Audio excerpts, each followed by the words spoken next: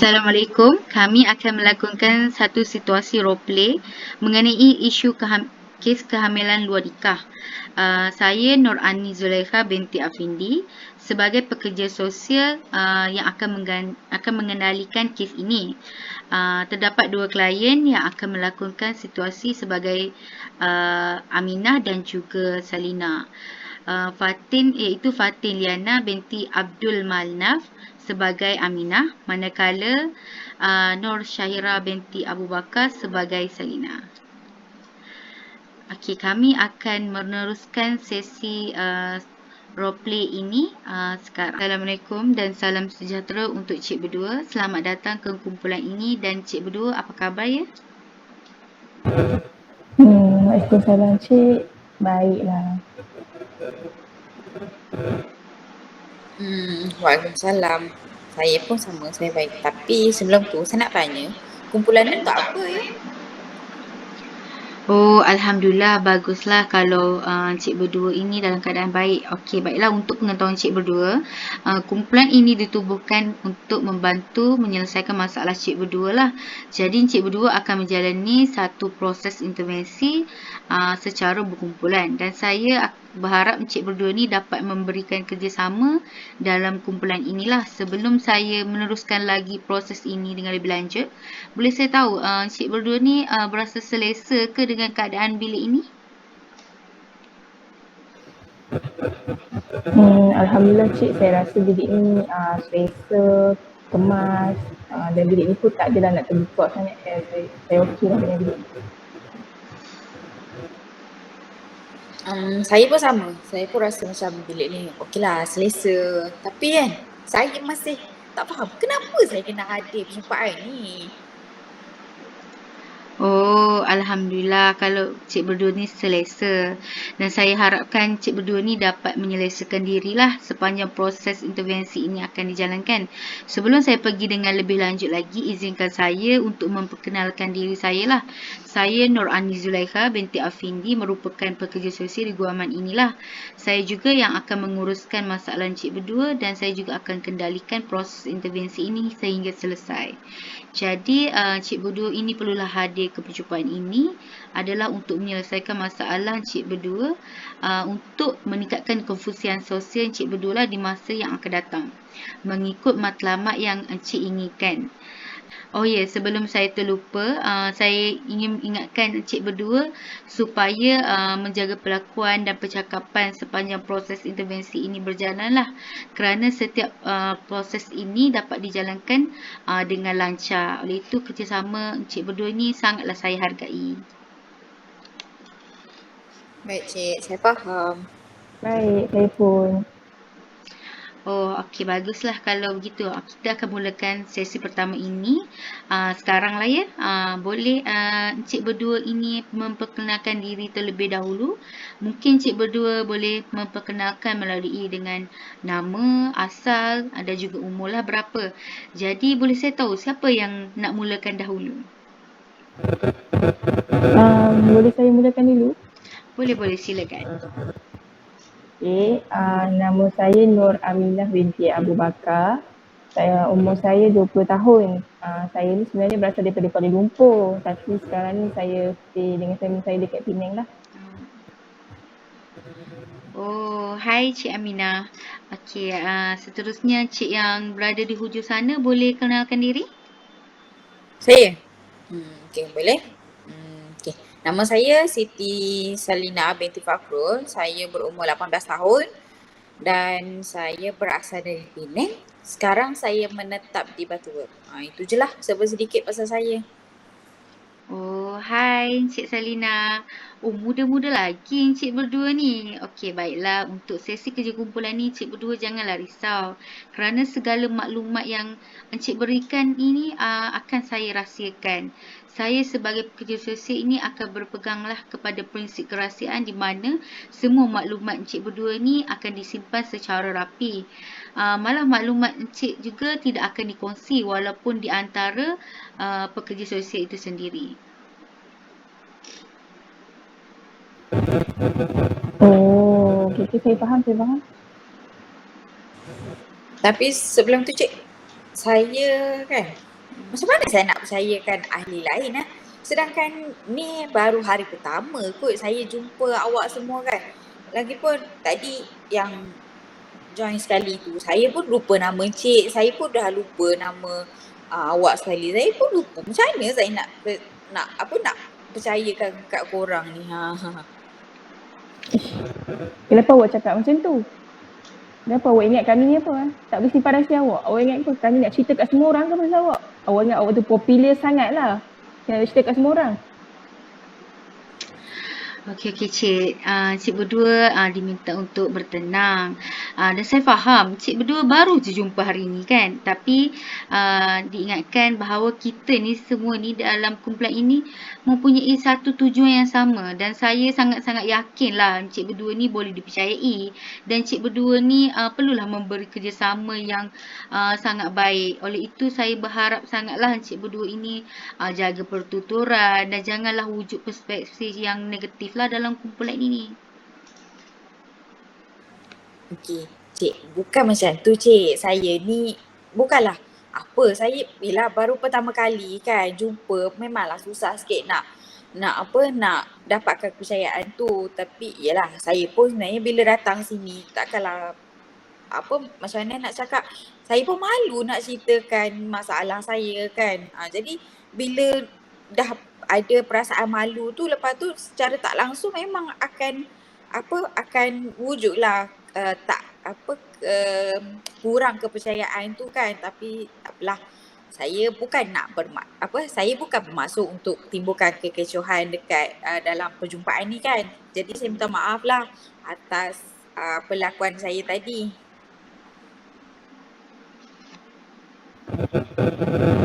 Oh, macam tu rupanya. Saya pun minta maaf lah ya, sebab yelah saya pun marah-marah, emosi jadi tak terkawal kan, mungkin faktor pembawaan tu. Saya minta maaf ya. Oh, tak mengapa Encik berdua. Saya berharap tiada lagi lah perselisihan yang macam ni. Baik Cik. Okey, baiklah. Saya akan menjelaskanlah berkenaan dengan perjumpaan ini. Ianya akan dijalankan dalam beberapa sesi, yang mana sesi ini akan bergantunglah kepada prestasi Encik berdua. Manakala bagi tarikh dan masa pula untuk sesi ini dia akan ditetapkan oleh kata sepakat melalui Cik berdua lah. Seterusnya saya nak bagi tahu setiap satu sesi ini akan dijalankan pada setiap minggu lah selama 2 jam. Jadi saya nak tahulah hari apa, waktu apa yang sesuai dan encik ini berkelapangan untuk hadir ya. Kalau saya free hujung minggu je, hari Sabtu ataupun hari Ahad. Okay, kalau saya pula, saya berkelapangan pada hari Ahad je. Dan tu pun pada pukul 10 dan ke atas lah kalau kita nak buat perjumpaan ni. Oh, macam tu. Baiklah. Kalau begitu, kita tetapkanlah masa terus untuk sesi kedua ini pada hujung minggu ini, iaitu pada hari Ahad dan pada pukul 10 pagi hingga 12.30 hari lah. Cik berdua bersetuju ke? Boleh, tak ada masalah. Saya pun setuju, tak ada masalah. Okey, sebelum saya pergi dengan lebih lanjut, ada apa-apa soalan lagi mengenai perjumpaan ini? Okey, sebelum saya terlupa, saya ada satu soalan sebenarnya. Okay, saya nak tanya, kalau andai katalah kan saya tu ataupun cik saya dengan siapa-siapa lah kan yang tak dapat nak join sesi perjumpaan nanti, kami kena buat apa? Oh, okey, baiklah. Untuk pertanyaan Encik Aminah tu, sekiranya Encik berdua ini tidak dapat hadir ke perjumpaan ini, Encik berdua perlulah maklumkan kepada saya seeloknya sehari awal sesi ini bermula lah. Jadi kita akan maklumlah sekiranya ada seorang daripada kalangan kita ni tidak dapat hadir, jadi sesi perjumpaan ini akan ditunda atau akan dibatalkan ke hari lain lah, mengikut masa dan kelampangan masa daripada encik berdua lah. Faham ke encik? Okey, jelas. Okey. Okey, baiklah, sekiranya encik berdua ni faham, jadi kita tamatkanlah sesi perjumpaan minggu ini dan kita berjumpa lagi pada sesi yang akan datang mengikut masa, hari dan tempat yang kita tetapkan tadi lah, ya. Okey, baiklah. Berbalik kepada tujuan sesi ini dijalankan, saya mengetahui bahawa encik berdua ini sedang hamil anak luar nikah. Jadi, bolehkah encik berdua ni kongsikan dengan ahli kumpulan bagaimana encik berdua ini boleh terlibat dengan kes hamil ini, ya? Okey, kalau macam tu saya rasa saya mulakan dulu lah. Boleh. Sebenarnya saya ni macam mana saya belum mengandung sebenarnya kan. Saya ni pernah adalah seorang bekas pekerja seks. Saya dah bekerja sebagai GRO ni dah 2 tahun dah. Sebenarnya saya ni bukan kali pertama lah saya mengandung. Saya banyak kali dah mengandung, saya gugurkan mengandung, saya gugur. Tapi untuk kandungan yang kali ni saya rasa macam dah cukup. Saya rasa macam dah banyak dah dosa yang saya buat. Banyak kali dah saya bunuh baby-baby ni. Saya macam kesian dekat baby saya, kesian dekat baby yang tak berdosa. Jadi itulah mungkin itulah punca kenapa saya boleh mengandung ni. Okey, baiklah. Boleh saya tahu mengapa Cik Aminah ni memilih pekerjaan seks ini sebagai pekerjaan tetap Cik Aminah, ya? Sebenarnya kan saya ni pilih untuk bekerja sebagai pekerja seks ni sebenarnya ini bukan atas kerelaan ataupun kemahuan saya sebenarnya. Sebenarnya saya terpaksa buat macam ni. Sebab yalah, saya tak boleh biarkan mak saya seorang-seorang je sara hidup family ni. Adik-adik saya pun masih bersekolah lagi. Jadi saya memang tak ada pilihan lah. Memang ini je last choice yang saya ada. Saya rasa macam memang tak nak buat apa dah. Saya dah tak tahu dah. Itu yang saya pilih untuk bekerja sebagai JRO.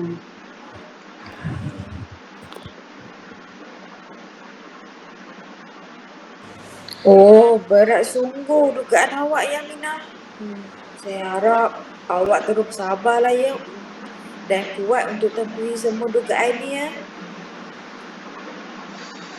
Betul tu kata Cik Saina tu. Cik Aminah perlu sabar dan kuatlah demi anak yang bakal lahir dan keluarga Cik Aminah lah. Saya juga turut memahami apa yang dirasai oleh Cik Aminah. Sekiranya saya berada di Cik Aminah, di tempat Cik Aminah lah, mungkin juga saya buntu dan menerima apa saja tawaran pada ketika itu. Okey, baiklah. Bagaimana pula dengan Cik Salina? Macam mana Cik Salina ni boleh terjebak dengan kes hamil luar nikah ini? Okey, kalau saya pula kan tadi Aminah cakap dia boleh terjebak dalam ni sebab dia adalah bekas pekerja seks. Kalau macam saya pula, saya boleh terjebak dalam hal ni disebabkan oleh kesilapan diri saya sendirilah. Okay, sebab apa saya cakap daripada kesilapan saya sendiri? Sebab sebab apa? Saya terperdaya dengan semua kata-kata manis kekasih saya. Lepas tu kan bila dah percaya dengan kata-kata manis apa semua ni, segala-gala kata dia pun memang kita akan percayalah kan. Tak kisahlah daripada segi perbuatan ke apa ke, memang kita dah memang dah percaya kan. Jadi kita pun lalai. Bila lalai tu mulalah masuk perangkap. Bila masuk perangkap, faham je lah. Saya pun terlanjur dengan boyfriend saya tu. Saya terlanjur. Lepas saya terlanjur tu kan, lepas berapa bulan tu, saya dapat tahu yang saya mengandung. Apa lagi masa saya mengandung tu saya pun gelabah lah kan. Saya macam panik, aku mengandung, nak buat apa ni? Lepas tu saya pun carilah power saya. Saya cari boyfriend saya. Saya cakap kat dia, saya mengandung, saya cakap tu. Lepas tu tahu tak, saya ingatkan dia nak tanggungjawab. Rupa-rupanya lain sekali dia marah kat saya. Dia suruh saya gugurkan kandungan apa semua kan. Dia cakap tu. Lepas tu saya macam, dah lah dia marah, dia tak bertanggungjawab. Lepas tu dia tinggalkan saya. Saya macam, saya tak tahu, saya macam hilang arah lah masa tu kan. Saya macam tak tahu dah nak buat apa. Yelah, boyfriend saya tak nak tanggungjawab. Saya pula dengan keadaan macam ni kan, mengandung apa semua kan. Saya pun buat keputusan untuk bagi tahu dekat dekat keluarga saya, dekat parent saya yang saya mengandung. Lepas tu saya ingatkan family saya tak adalah semarah apa kan. Yelah, saya tahu bila saya bagi tahu yang saya ni mengandung, memang secara tak langsung memang parents mana je yang tak marahkan anak dia buat perkara terkutuk tu. Dan benda tu pun terjadi sama dekat family saya. Saya pun kena marah, kena maki hamun semua kan. Diorang pun sampai kecewa dengan saya sebab saya dah buat perkara terkutuk tu satu. Lepas tu diorang cakap bila saya buat perkara tu secara tak langsung, saya dah jejaskan image mereka. Saya dah jejaskan image keluarga. Jadi saya pun hampir-hampir dibuang keluarga lah bila saya bagi tahu kat diorang yang saya mengandung anak luar nikah ni. Oh begitu Cik Salina. Saya juga harapkan Cik Salina ni bersabar dan kuatlah supaya Cik Salina ni dapat mengharungi dugaan yang hebat ini dengan baik. Dan saya juga turut memahami situasi Cik Salina dan Cik Aminah ini. Jadi Cik berdua ni sebenarnya seorang yang kuat dan tabah. Saya memang sangat yakinlah dengan Cik berdua ni yang memang Cik berdua ni dapat lalui semua dugaan ini dengan baik.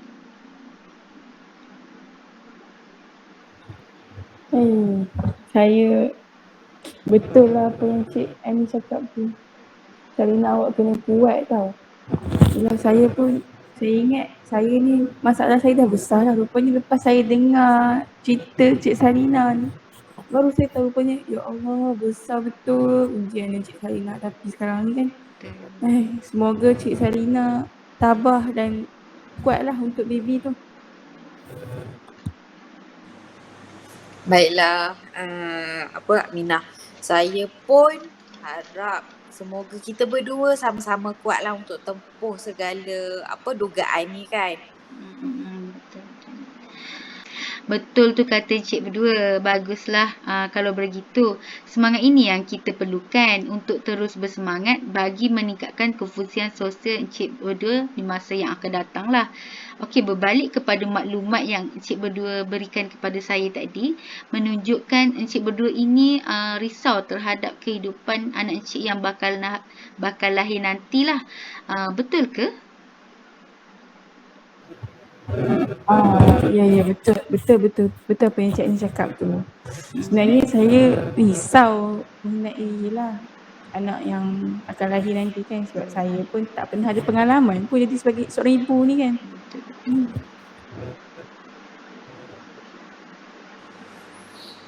Betul tu Cik.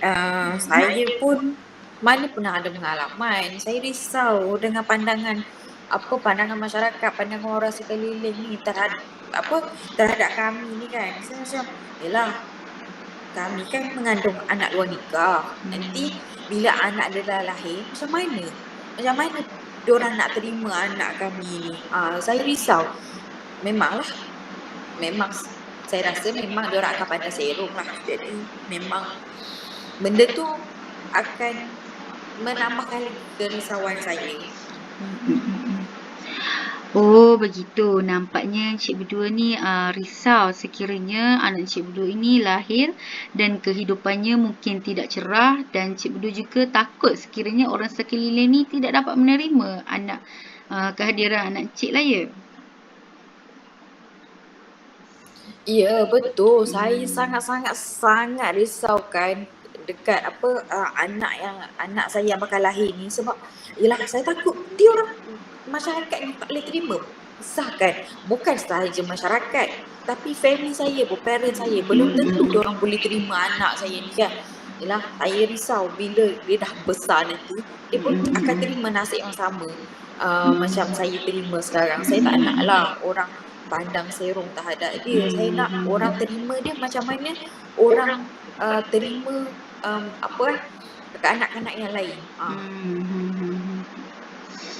Oh begitu. Okey, baiklah Encik Salina dan juga Encik Aminah ni tidak perlulah risau dengan perkara ini, kerana Encik Salina ni perlulah yakin demi anak Cik Salina yang bakal lahir.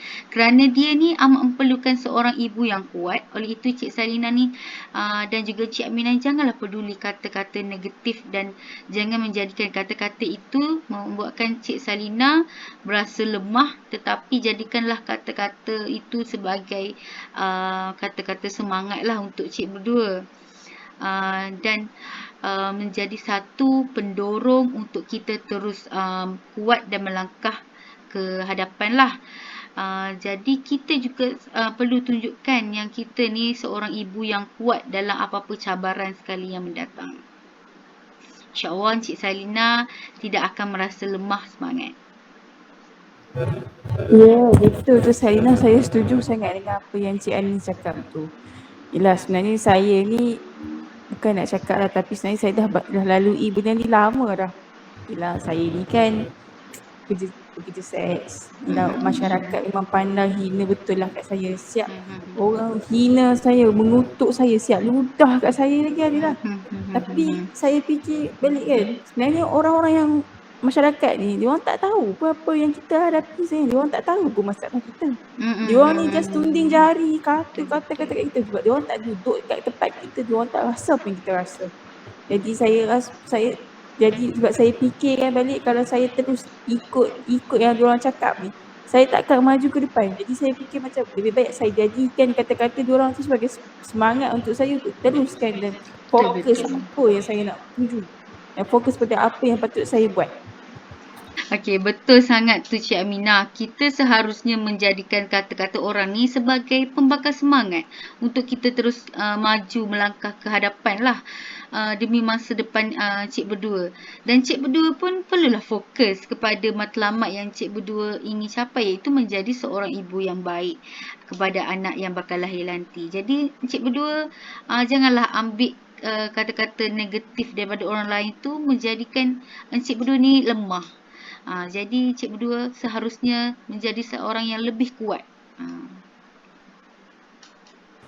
Baiklah, insyaAllah saya akan lebih bersemangat lepas ni.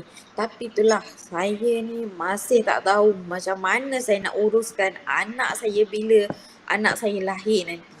Macam mana saya nak uruskan? Saya memang tak tahu sebab saya tak ada pengalaman. Memang orang kata zero pengalaman. Okey, berbalik kepada persoalan Cik Salina tu, saya rasa bukan Cik Salina sahaja kan yang hadapi masalah ni, tetapi begitu juga dengan Cik Aminah kan. Jadi bagi pendapat saya lah kan, Cik berdua ni boleh melihat cara ibu Cik berdua ketika dia menguruskan anak-anak dia di rumah lah. Seperti apa yang dilakukan, bagaimana dia menguruskan kebajikan anak-anak seharian lah. Dalam pada itu, Encik berdua ni boleh menjadikan ibu Encik berdua ni sebagai role model yang mana menjadi satu garis panduan bagi Encik berdua ni memahami apakah peranan dan juga tanggungjawab sebagai seorang ibu lah. Betul tu apa yang Cik Ani cakap. Saya sokong sangat. Sebab saya pun dah jadikan mak saya sebagai satu role model untuk saya. Saya dah anggap mak saya dah macam superwoman dah. Sebab mak saya ni, bila ayah saya kan dah pergi tinggalkan family kan ni. Jadi mak saya lah yang bertugas sebagai mak dan juga ayah dalam family kan ni. Jadi dia tak pernah abaikan kami. Dia lah yang akan uruskan kami daripada A sampai Z. Daripada makan kami, pakai kami, sekolah kami, semua dia yang uruskan. Dan yang saya respect gila dengan mak saya sebab mak saya walaupun saya bekerja macam tu, saya dah kan bekerja macam tu, tapi mak saya tak pernah kata nak membanding-bandingkan saya dengan adik-beradik ataupun mak saya tak pernah lagi nak membezakan kasih sayang dia tu. Dia bahagi sama rata je. Kalau macam ni, dia tegur macam ni lah. Kalau macam tu lah. Itulah yang saya ikut apa yang mak saya tu, saya bangga lah. Wah, bagusnya Ibu Awak Aminah. Saya tak pernah dapat layanan macam awak tu. Kenapa tau? Sebab apa saya cakap saya tak pernah dapat macam layanan yang macam awak dapat daripada ibu awak kan. Sebab ibu saya dia sibuk kerja tau. Dia kadang-kadang pergi pagi balik lewat malam. Kadang-kadang memang langsung tak sempat nak jumpa saya dan adik saya yang lain. Lepas tu kan daripada kecil sampai sekarang ni, makan, minum, pakai semua bibi yang uruskan. Jadi yalah, bila dah jadi macam ni, kurang dapat perhatian daripada parents lagi kan. Bila dah kurang dapat perhatian daripada parents ni, secara tak langsung memang saya cari perhatian daripada orang lain lah. Dan last sekali, penyebab kepada saya terlibat dalam kancah ni. Macam mana nasib saya?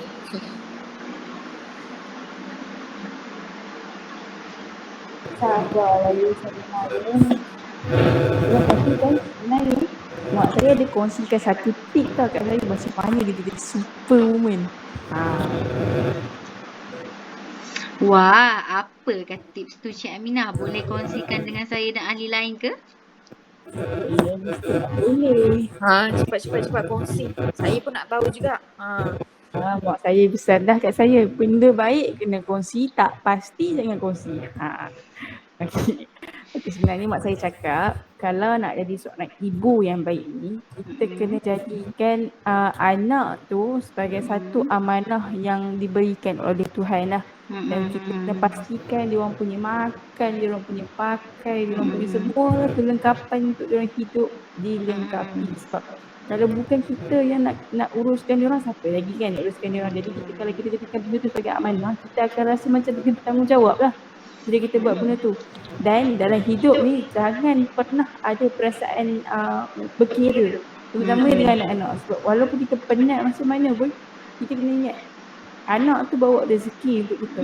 Jadi bila kita jaga anak tu betul-betul, insya-Allah Allah akan tolong kita balik. Jadi itulah antara tips-tips yang mak saya bagi kat saya.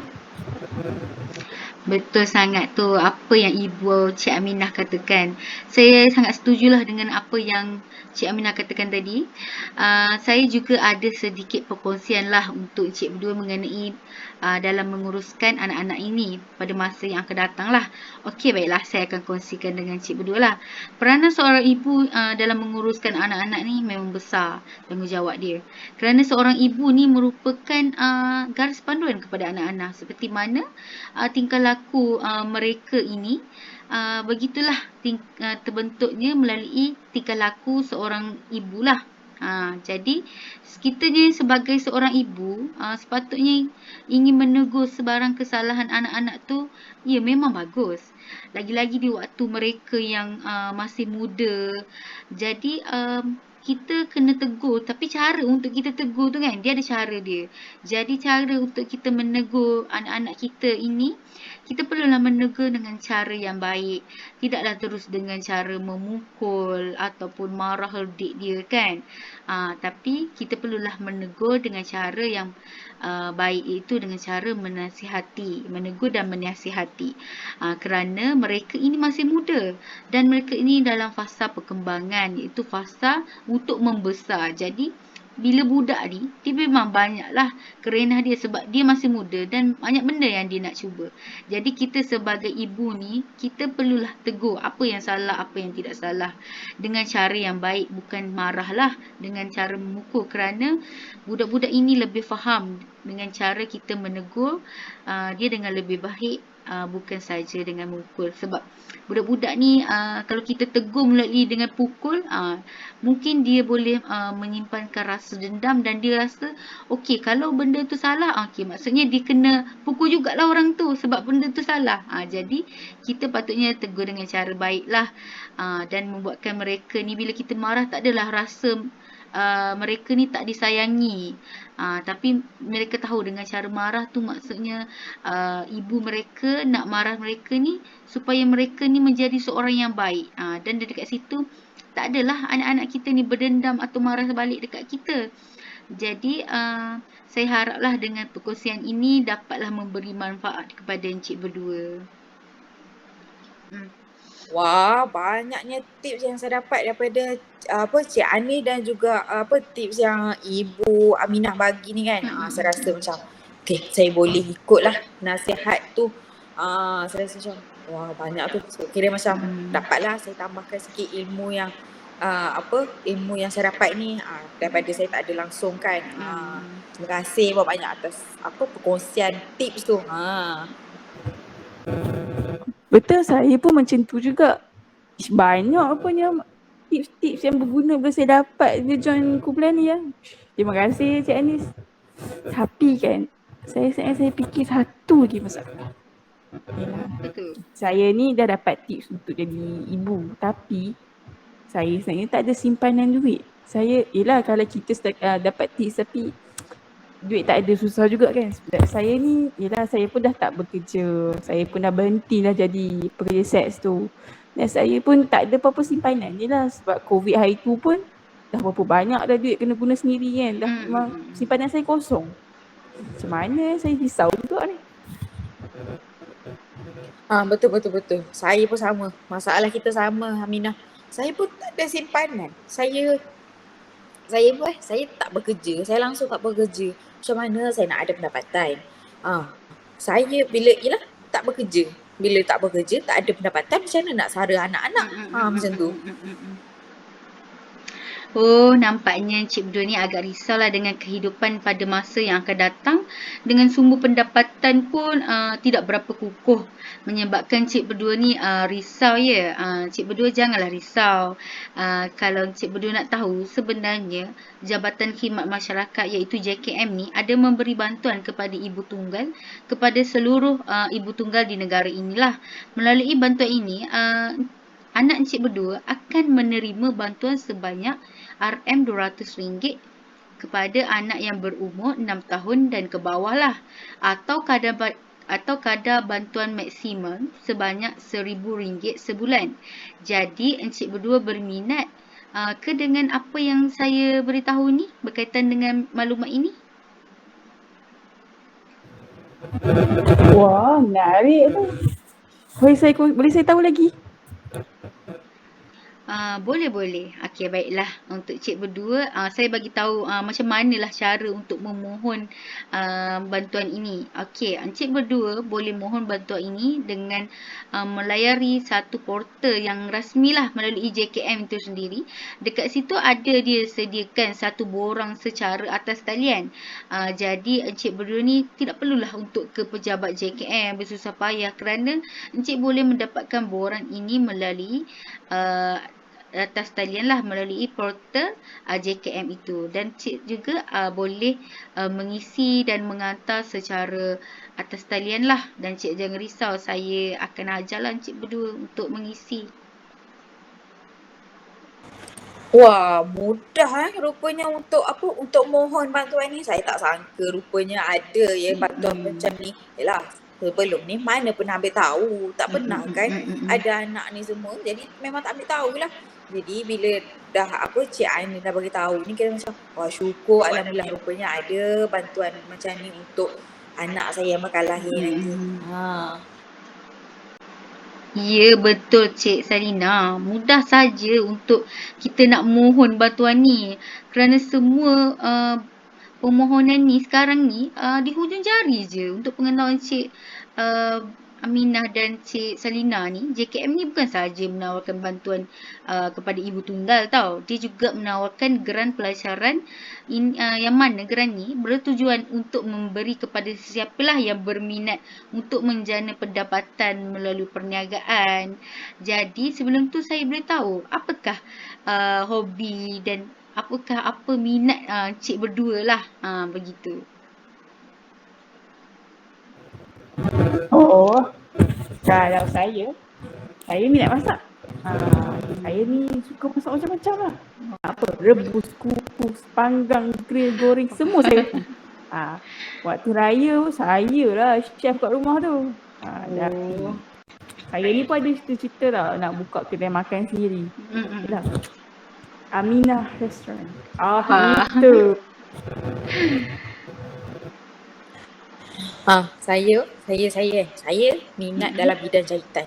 Masa raya, saya pernah jahit baju raya saya sendiri. Cantik lawa. Bila pakai tu, lawa je. Saya boleh minat dalam bidang jahitan kan, sebab mak saya ada bakat menjahit. Jadi saya ambil lah sikit, saya warisi sikit daripada dia kan. Lepas tu, itulah macam tadi Aminah cakap dia bercita-cita nak buka restoran. Saya bercita-cita nak buka butik. Butik saya dengan jenama saya sendiri. Wah, okey. ada tu impian tu, cita-cita berangan tu lebih tak apa. Kita berangan dulu kan. Wah, Encik berdua ni rupanya mempunyai kelebihan yang tersendiri dengan hobi-hobi kesukaan Encik berdua ni. Okey, berdasarkan maklumat yang Encik berdua berikan kepada saya ni menunjukkan Encik Aminah mempunyai kepakaran dalam bidang masakan. Manakala Encik Salina pula mempunyai kepakaran dalam bidang jahitan. Kalaulah saya ni berada di tempat Encik berdua, saya tak akanlah sia-siakan peluang ni. Kerana kalau Encik nak tahu peluang yang Encik untuk buat cari duit ni dah ada depan mata, iaitu dengan guna kepakaran Encik sendirilah.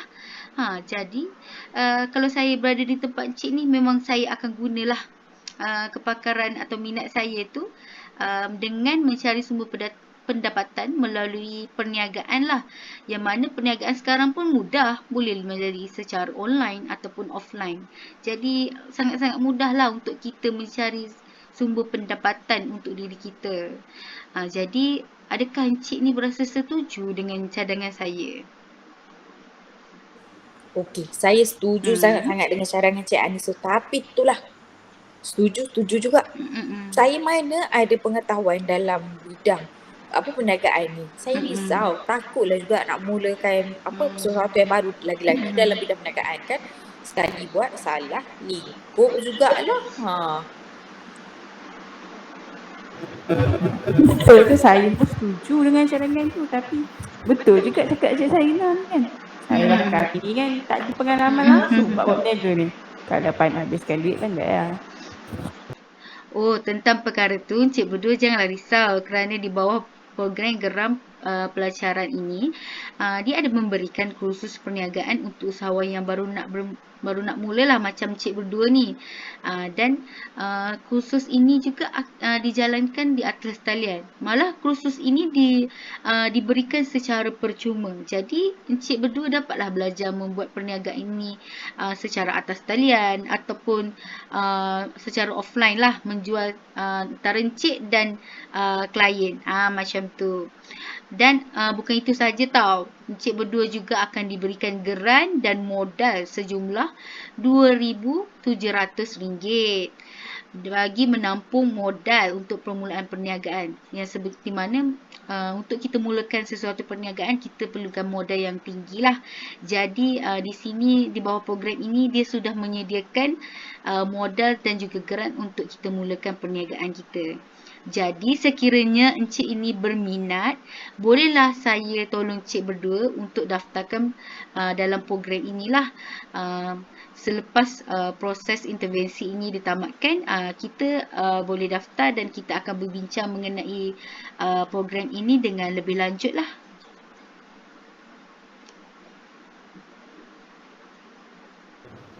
Wah, menarik tu. Bukan senang ni orang nak tolong kita ni. Siap bagi geran lagi. Bolehlah saya cuba dan bolehlah saya kembangkan bakat yang saya ada ni dan capai cita-cita saya. Excited saya. Kan, betul tu Aminah. Saya rasa macam, bila saya dengar ni, wow, dapat geran, dapat modal permulaan lagi. Memang saya nak lah. Lepas tu kan, bila dah dapat modal apa semua kan, kok lah nanti dapat betul saya saya betul-betul dapat butik saya tu apa so ada orang pakai pakaian saya atas nama jenama saya. Saya tolong sponsor makanan untuk Prasmina Boleh. Kita kolaborasi bersama.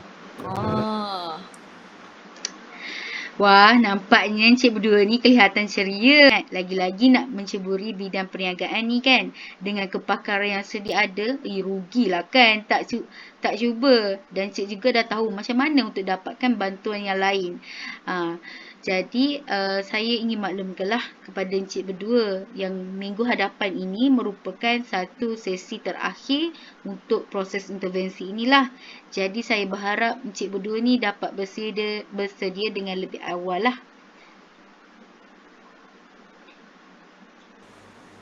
Baik Cik, kami akan bersedia dengan lebih awal. Okeylah, macam yang saya katakan pada minggu lepas, yang mana minggu ini merupakan sesi terakhir untuk proses intervensi ini.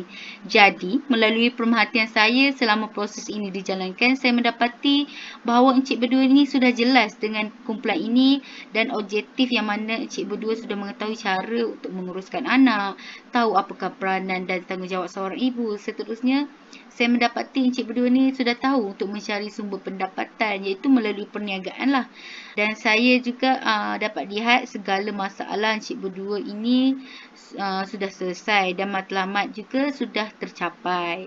Oleh itu, sekiranya adalah pertanyaan yang masih ragu tentang objektif ini yang encik ingin capai ni kan, ada masalah apa lagi, apa yang encik tidak faham, jadi bolehlah tanya kepada saya sebelum saya tamatkan proses intervensi ini. Jadi, boleh saya tahu encik berdua ni ada apa-apa soalan ke? Okey. Sebelum Cik tamatkan kan, saya nak tanya, andai kata saya ataupun Aminah nak dapatkan lagi bantuan daripada Cik Anis, boleh ke kalau kita orang nak datang sini lagi? Terima kasih atas soalan tu. Sekiranya encik berdua ini memerlukan bantuan khidmat daripada saya, bolehlah encik datang ke pejabat saya bila-bila masa encik berdua perlukan lah. Jadi kita akan buat satu sesi intervensi yang lain. Okey, jadi ada apa-apa soalan lagi ke? Buat masa sekarang dah tak ada. Itu sahaja soalan daripada saya. Okey, baiklah. Jadi saya tamatkanlah proses intervensi secara kumpulan ini pada sesi kali ini dan semoga encik berdua ni dapat menjadilah usahawan yang berjaya, seorang ibu yang hebat. Dalam pada itu, sekiranya encik berdua ni adalah apa-apa masalah, bolehlah berjumpa dengan saya pada intervensi yang akan datanglah. Saya juga ingin ucapkan jutaan terima kasih di atas kerjasama encik berdua lah yang encik berdua berikan kepada saya sepanjang proses intervensi ini berjalan. Dan saya juga ingin memohon maaf sekiranya ada tak tertutur percakapan saya ini salah ataupun membuat tergores hati encik berdua. Saya mohon maaf lah. Assalamualaikum semua. Waalaikumsalam. Saya pun nak ucapkan terima kasih banyak-banyak sangat dekat Cik Anis dan juga Cik Salina sebab dah banyak sangat berkongsikan tip, berkongsikan ilmu, macam-macam perkara yang manfaat yang Cik kongsikan cerita untuk bagi semangat balik dekat kami, dekat saya sendiri untuk terus hidup. Sebelum ni saya rasa macam tak ada harapan aku ni, macam siapa nak terima aku, tapi rupanya ya Allah, banyak betul bantuan-bantuan yang boleh diberikan untuk kami. Saya memang terima kasih sangat kat Cik Anis. Hanya Tuhan saja yang mampu balas balik jasa Cik Anis. Terima kasih Cik Anis. Itulah, saya pun sama juga. Saya pun nak ucapkan terima kasih pada Cik Anis dan juga Aminah sebab yalah sama-sama tolong saya kembalikan balik kepercayaan saya, kembalikan balik keceriaan di wajah saya, apa semua kan. Banyak sangat tips yang saya dapat daripada korang berdua. Saya rasa macam wah, banyak. Lepas tu satu lagi kan, banyak sangat maklumat yang saya dapat pasal bantuan apa semua ni kan. Kira macam wah, banyak lah. Kira macam tak tahulah saya nak cakap macam mana. Tapi terima kasih banyak lah. Semoga kita boleh berjumpa lagi lah selepas ni. InsyaAllah. Terima kasih semua.